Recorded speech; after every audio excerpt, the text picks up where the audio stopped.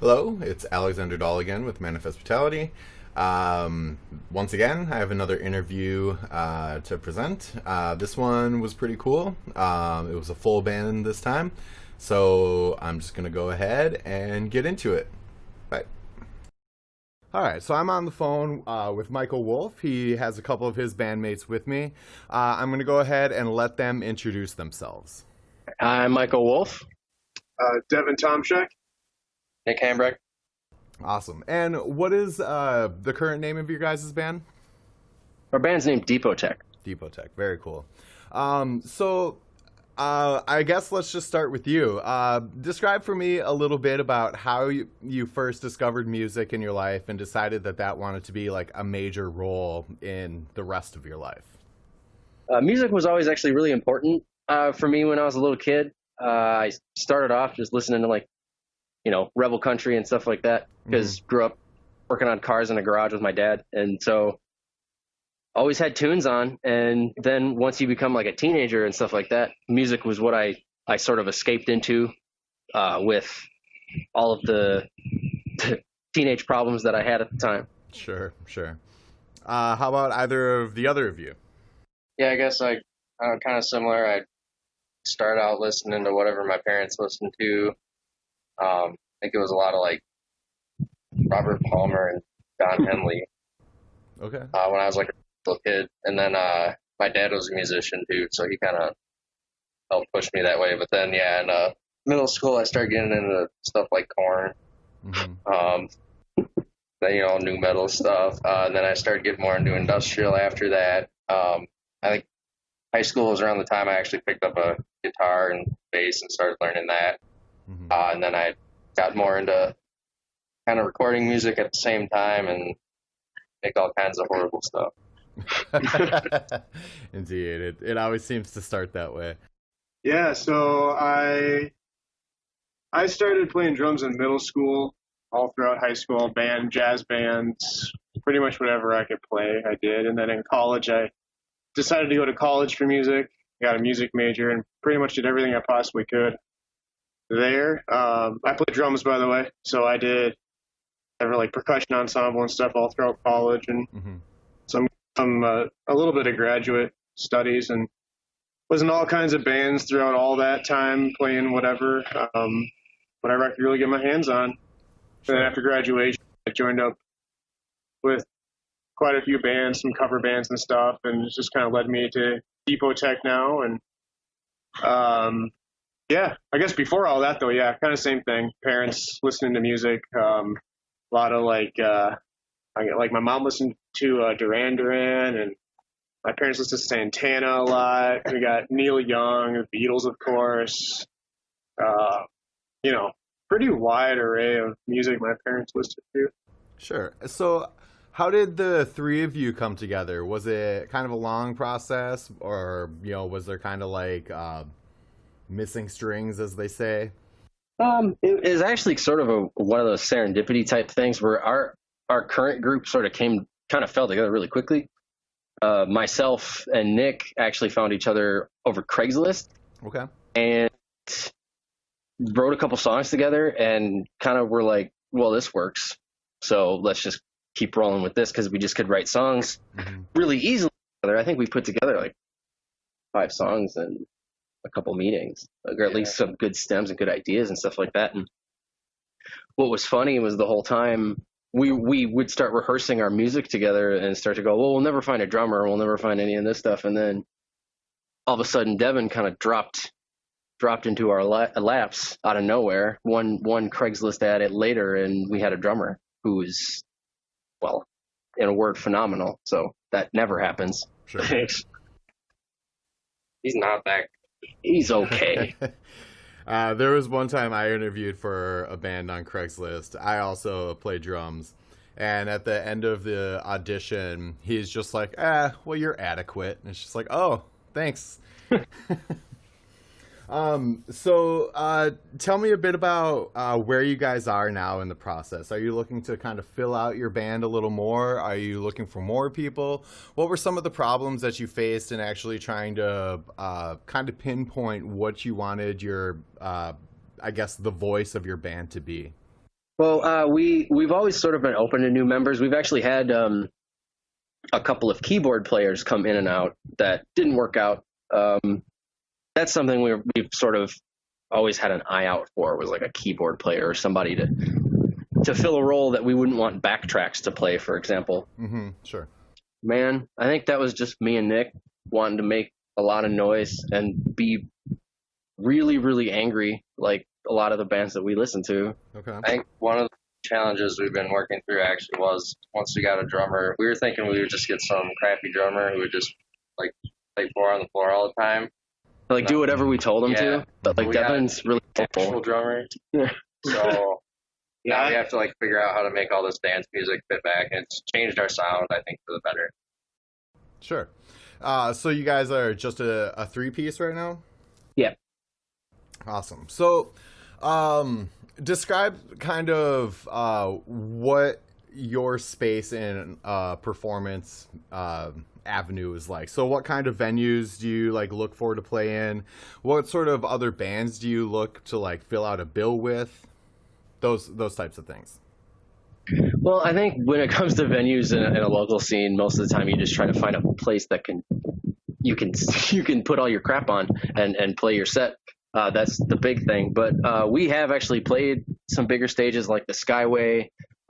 We played at the Caboose a couple of times. Those kinds of stages are really nice, usually because you have adequate house sound and people who know how to use it. That is a huge plus for any kind of venue you'd want to play with. As for like the kind of bands we look for, we sort of have that. We have a tweener sound that doesn't really fit with like really heavy stuff, which is popular around here, but doesn't really fit with like the kind of indie pop scene, which is also really popular around here. So we can't really hang with the dance scene either. So it's like we kind of just got to find other weirdos like us who make weird.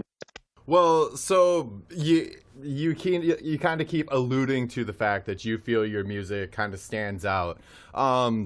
Why doesn't each of you kind of take a moment to kind of describe what you find different about your music? Anybody want to take a crack at that before I do? I'll have to think about that one for a second. I guess now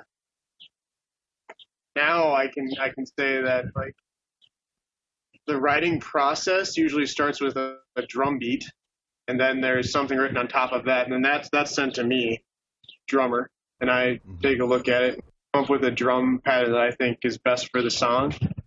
And so that dichotomy right there is something that's usually given as a four on the floor, and a guitar groove that may work really well with the four on the floor, and maybe some parts stay four on the floor, but then I take it and try to make it the rhythm part maybe something that gives the song a little more life, a little more attitude. And so that's something that just, it feels different to me in some spots than a lot of other music. I guess I don't think that what we're doing is necessarily completely original or anything, but we have a lot of twists and turns in the music where we'll have super heavy guitar parts, and then I don't think of like the early nu metal stuff that sort of resonates with Sure. some of the things we do, I would say. Yeah, kind of bouncing off of what Devin was saying, I would say probably our uniqueness lies in our we kind of like a weird dynamic where we do have this really heavy guitar sound, and it's almost like we're a mishmash of like prog rock and like late 90s industrial music, to where we have these interesting, usually pretty complex drum beats and rhythm section over the top of this really grinding guitar work, and a lot of me just screaming my guts out. Nice. Which nice. Are different, but so who would be like some of your guys' influences? Why don't you each just name off a couple? For me, Nine Inch Nails has been a huge one. I mentioned like Korn, some of that new metal stuff. Seven Dust actually had a huge impact on my guitar style. And then funkier stuff too, like Fatboy Slim, or even like James Brown kind of stuff. I like bringing a lot of funk into their Prodigy as well. That big beat stuff is a big influence for me. Sure, very cool. For me, I'd say a lot of like, I don't know, probably like Rush, Devin Townsend Project, Strapping Young Lad, even, that sort of like heavy side of the whole Devin Townsend experience. And then I love like Tchaikovsky and a lot of classical music. I listen to that pretty regularly. And I don't listen to a whole lot of metal. I usually listen to a lot of ambient stuff. I love No Doubt. No Doubt kicks ass. No Doubt does kick ass. A lot of ska. Then I listen to I like a lot of sort of the creepy vibe that whoever helps write Lana Del Rey's music. I dig that. I don't know. I'm all over the place, really. Yeah, sort of same here. Like I kind of mentioned at the beginning of the interview, like I started off with that rebel country sort of sound and like a lot of country music up through like my upbringing. Sure. And then it transformed into like I got really into fucking Motley Crue and like Metallica and stuff when I was in middle school and high school, and I just kind of veered way left and like started listening to all this heavy ass music. Like, yeah, I would listen to Devin Townsend and Gojira and Gojira's loving Gojira and like, but then I sort of in my 20s transitioned more into like Nick's kind of region where it was like I kind of leveled off into like electronic music. So like probably my biggest influence right now would be like Cam FDM. Sure. Or like Nick said, like Nine Inch Nails. So you both had Nine Inch Nails on your list. Would that be pre or post Atticus Ross? Oh, wasn't Atticus always just kind of there like a phantom? I'm more pre, I guess. I'd say pre. Yeah, I was hoping that would be the consensus. I mean, for my money, if we want to talk Nine Inch Nails for like a microsecond, for my money, the best record they ever put out was Pretty Hate Machine. But I totally dig them up through the Fragile. Probably, I love everything up through that. Fragile's my top one, but I do like pretty much all their albums, even the last one. In any case, we can drop the Nine Inch Nails tangent for the time being. So since this will probably take a minute, I'm gonna kind of jump a little bit ahead to where I usually do, and I'd like each of you to take a turn, kind of just sharing a story that's really kind of prominent and stands out about your time interacting with music. Oh, wow. I mean, honestly, one of the funnest ones, this might actually be fun for people to hear, was getting to play with Pigface. Oh, sweet. Stands out. But in particular, we got to play with them when Randy Blythe was doing vocals for them. Mm-hmm. We didn't play with. No, we didn't play with Pigface, of course. No, that would have been awesome. But we played the same show they did. And Randy Blythe basically almost threw a trash can lid at me. And Oof. He's unreal tall and large in real life, so like it was kind of scary but a little fun. That stands out. Yeah, for sure, definitely. Actually, when poor Devin was in the band, I think it was one of the first shows we played. We were running our backing tracks through an MP3 player. Oh yeah. Oh fuck. And I think Michael knocked the MP3 player off the music stand and it unplugged, so our backing tracks cut out. Oof. But we actually played through the rest of the verse, and I think we talked to someone afterwards who thought we were supposed to do that. Yeah, that it was just supposed to. You guys just kind of sounded like you were having a lot of fun up there. That's cool. It felt good that we managed to get through it. It was a happy accident. It was. It worked. Got a little crowd interaction out of it. Sure. I don't really know. That's we're talking about stage experiences. It doesn't necessarily just have to be stage. Just something really important to you that has happened or memorable just in the time that you've played music.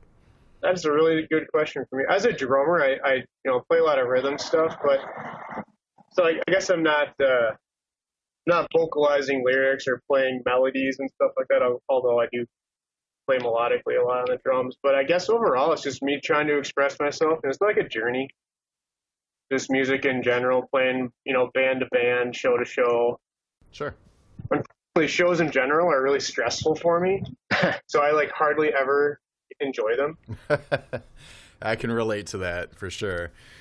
you didn't get paid shit. And it's like, wow. So that whole year of work was for that, you know. And it's, don't get me wrong, there's good times and stuff, but I don't think we've ever played a show for, like, Jevin has never been comfortable happy. with that No. I'm definitely a perfectionist though. So after every show, I'm like, well, that could have gone better, even if it went fine. I'd say like my favorite show was probably the Skyway. That was just fun to play on a big stage. I played like when Hackwood Jam used to go on, and I think it was Rice, Minnesota. I played that stage. That was pretty fun. A huge outdoor festival. Well, I can definitely relate to shows being kind of a stress factor. As a drummer, you're hauling in just so much equipment, and there's so much to keep track of. For my live set, I stripped everything down to like a 20-pound electric kit just so I could avoid all of that extra weight. Yeah, We've been trying to twist his arm into doing that for some time. He's very resistant. I like acoustic. You know, I completely respect that, but so my logic and the way that I kind of justify it is if I'm going to do an important show, I'll bust out my acoustic kit. But if I'm just, you know, trailing it from club to club, like on a little mini tour or something, I'm not bringing my acoustic kit for that.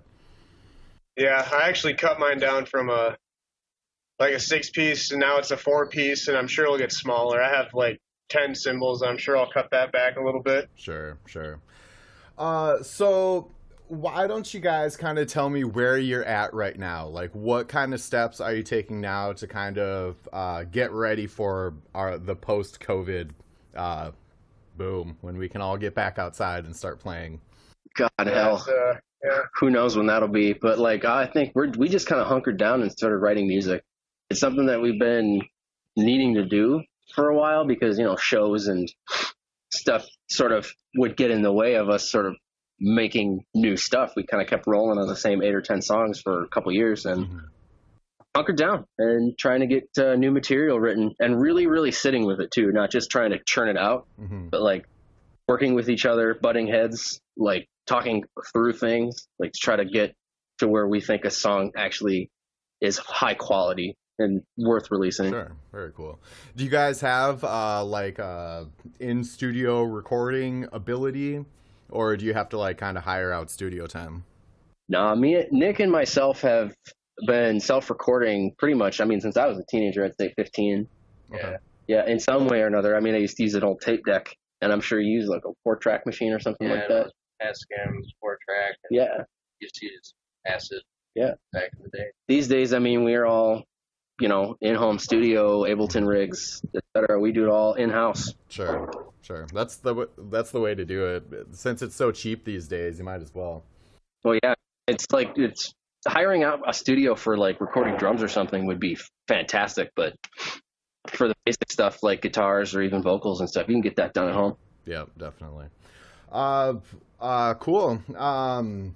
Well, why don't you guys kind of give me your plugs, give me like your social media, your website, any sort of platform that you want people to come visit you at and interact with you. And then also give me your last word. And let's have each of you take a turn. Just a quick little message that you think resonates with you that you like to have identified with you.